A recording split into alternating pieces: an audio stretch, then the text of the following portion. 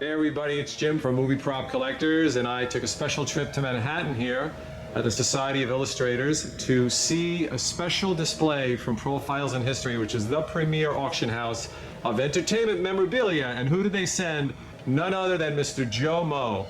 Hey Joe, can you tell us a little bit about this? Sure, welcome to our display, where this is to represent the auction highlights for our June auction of Hollywood icons and legends.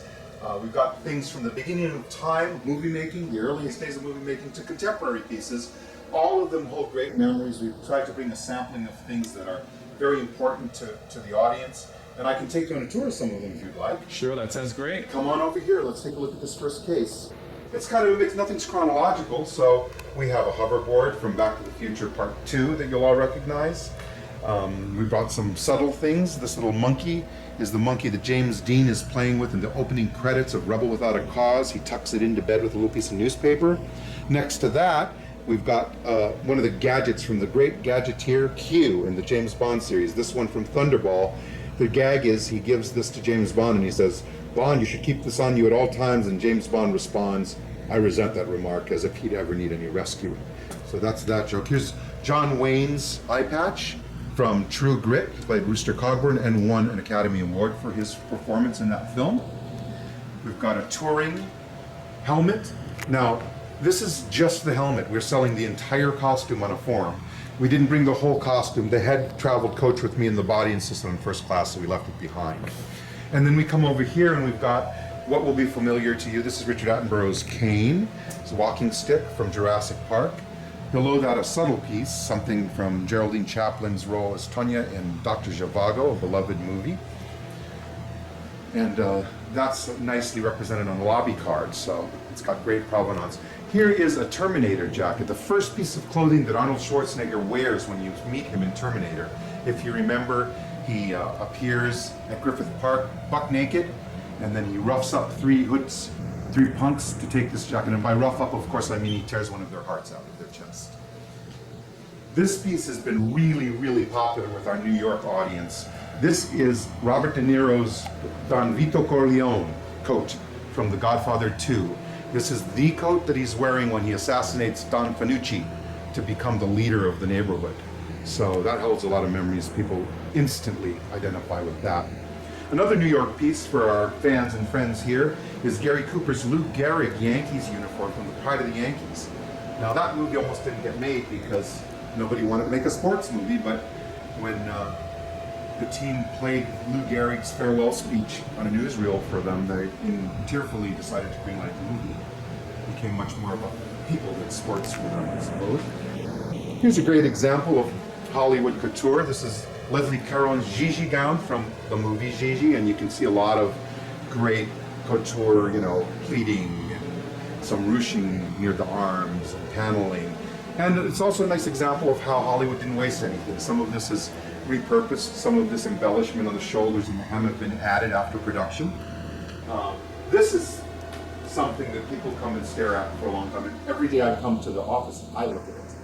It's Ripley's, Sigourney Weaver's Ripley spacesuit from the very first Alien, the movie that started the whole franchise. And aside from all of these incredible design elements we're familiar with, based off of Mobius's designs and a lot of samurai or Japanese armor motifs, you remember her sneaking into this suit in her underwear to escape in that first movie, to escape the xenomorphs. So that's one that holds a lot of memories for people. And then we have some classic pieces. We've got some companion pieces here. We've got Elizabeth Taylor's dress, her Leslie Benedict dress from Giant. And next to that, of course, is James Dean's jet rink tuxedo. And you'll remember that from the key scene when he starts a fight or tries to pick a fight with Rock Hudson. Yeah, there he is, Rock Hudson. With Rock Hudson in the club or in the event they're attending. This is one of my favorite pieces. This is the Baby Jane wig from Whatever Happened to Baby Jane. So naturally, Betty Davis wore that. It's understood that she did her own makeup and had a big hand in how her look was presented. And also we found out later that Joan Crawford wore that wig previously in an MGM picture as well, unbeknownst to production. Here's a classic piece of movie history. This is Charlie Chaplin's military jacket from the great Dictator. It's in great condition. We didn't bother to button it because the form was a little bit bigger, so we didn't want to force the buttons, but it makes a really nice display. And this is Errol Flynn's Don Juan tunic from The Adventures of Don Juan. This is from 1942. And aside from being a great example of vintage period costume making, it's interesting to think that a lot of these materials might have been antique at the time, antique to 1942. So some of these brocades and this gold bullion fabric and piping, it may be extinct. This material may not exist anymore in the world. So this is almost not only a piece of movie history, but maybe a time capsule of textiles that don't exist anymore. This is a striking piece. Most people are drawn to this immediately when they walk in this room, and most people know that that is Yul Brynner's costume from The King and I. Naturally, he started on Broadway in the show. They moved it to the big screen in a movie musical, and then this would be his costume from the 1970s revival of the stage play, which he also toured. Here we have some beautiful examples of couture and tailoring and fashion. These are not in this current sale, but we wanted to exhibit them because the costumers in town really appreciate them. On the left is a Lady Chaplin, Charlie Chaplin's wife's custom-made Dior gown. And when you think about all the beading and seed pearls and bugle beads and sequins and embroidery that went into that, you almost forget to step back and realize it's silver satin. It's just magnificent. And then you think, wow, it must have taken months to make, and she wore it once to an event. But here it is. Here's a very important piece. This is Irving Thalberg, the young producer Irving Thalberg's Oscar for Mutiny on the Bounty. I believe it's the last of the 3 that he won for Best Picture. I think he was nominated 5 or 6 times in his young life. The movie was made in 1935. I believe he was given this Oscar in 1936, and I don't think he lived much longer than that.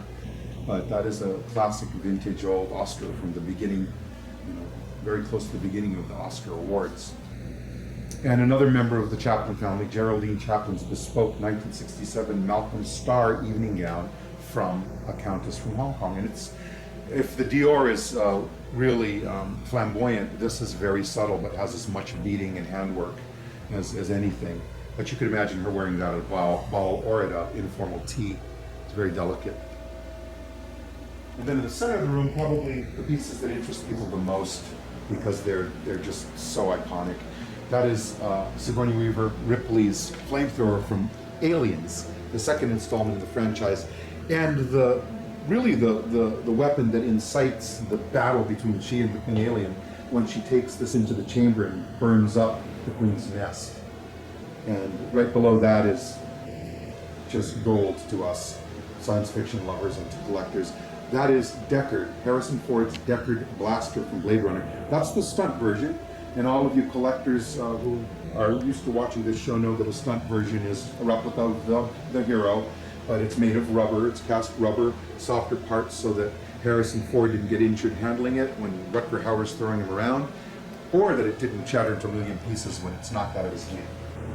So that's what we've brought to New York for you all. I'm here till Saturday. I don't know if you'll see this while there's time to come and visit, but you all be welcome. There's no admission.